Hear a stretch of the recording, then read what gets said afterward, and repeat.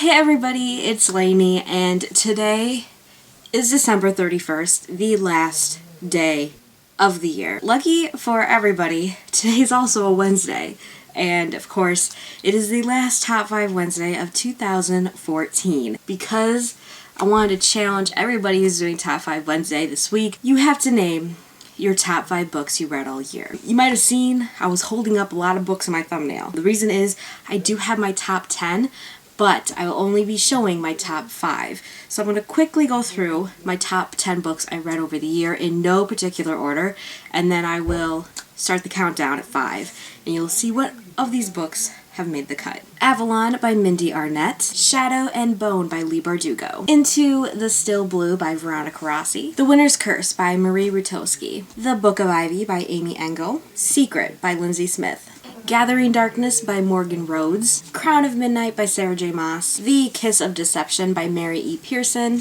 and lastly but not least, The Bone Season by Samantha Shannon. When I was putting together this top 10, I knew I wasn't going to duplicate same books in a series because clearly there would have been some books dominating the top 10 and the top 5 just based off of series alone. So I thought I'm only picking one book from a series if I really enjoyed more than one book in the series. Here are my top 5. Coming in at number 5 is Shadow and Bone by Leigh Bardugo.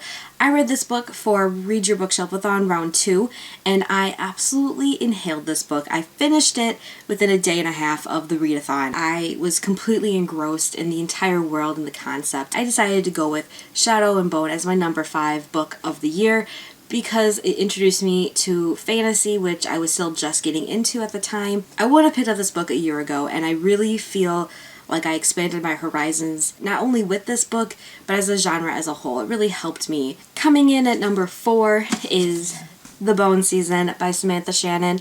I absolutely love this book. It was also a very surprising, amazing read for me. I felt like I was going to be slow. I felt like I was going to be confused, and I had all these preconceived notions of this book where I was very, very unsure whether I would like it or not. And Kayla from Bookadoodles, she convinced me to buy it, and we would read it together, and it ended up being a read-along in June, and I finished it way, way sooner than I thought I would. I thought it was going to be an entire month-long thing for me. I was completely absorbed in the story and the characters. I love everything about this book is just like pure perfection. Coming in at number 3 is Into the Still Blue by Veronica Rossi. Of course, this book was going to be making it into my top 5. I knew this back in January. This was the perfect conclusion of the trilogy. I loved it. I love Arya and Perry, and what was best about this book was that I loved journeying with their story, and I never got bored for me. The character development, I feel like, of Arya was just so mature and inspiring, and Perry, of course, will always be one of my book boyfriends.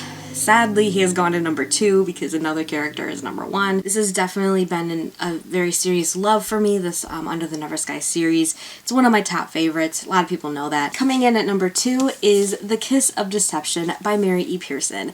And the reason why I love this book so much is because it combines a lot of elements and storytelling that I really, really enjoy. It also combines a very kick-ass heroine, which she develops very well from the beginning to the end. Another thing it combines is romance, of course, because everybody loves a good romance, and also the mystery. The mystery aspect is what made this story for me, because, I mean, I mentioned this book about 1 million times as well, where you don't know who's the assassin sent to kill her and who's the prince she stood up at the altar. It's a mystery, and it's a mystery for 3/4 of the novel, and then it's just going to be an incredible series, and I cannot wait to read this book again because I will be rereading it in 2015, but as well as reading the second book coming out in July. And coming in at number 1 as my favorite book of the year is Gathering Darkness by Morgan Rhodes. I'm sure you guys were guessing that one of these books was going to make my top 5. I read this book as an art copy in August, and I was just so excited after I read it because this whole series, this whole world, these stories, these characters, these plot lines, these twists, these everything is just, it blows me away every time I read the book. I just love this series, you guys. I mean, you guys know this. This is not news that this is my favorite series. literally every book gets better and better as they are published. I'm gonna do you guys an end of year favor, and that is you guys are gonna start this series in 2015. It's the perfect year to start the Fallen Kingdom series. You already have 3 books out. At the end of June, the prequel, sort of prequel, spin-off series is starting in June, and then I'm assuming that December, the 4th book in the series is out. Because of that, this is the perfect time to start reading this series because you're in it, you are in the middle, you're in the midst, you are part of this fandom. It's awesome, especially because this is a 6-book series. Don't wait until the 6th book is out. Start reading it now when it's just as exciting and everything's happening while it's happening. You know what I mean? Definitely pick this up in 2015. That is my parting words of wisdom. So I hope you guys enjoyed this. Please let me know what some of your top 5 books you read in 2014 because I would love to know how your guys' year went. Because it's New Year's Eve, please stay safe, and I will see you guys all in the very new year. Bye!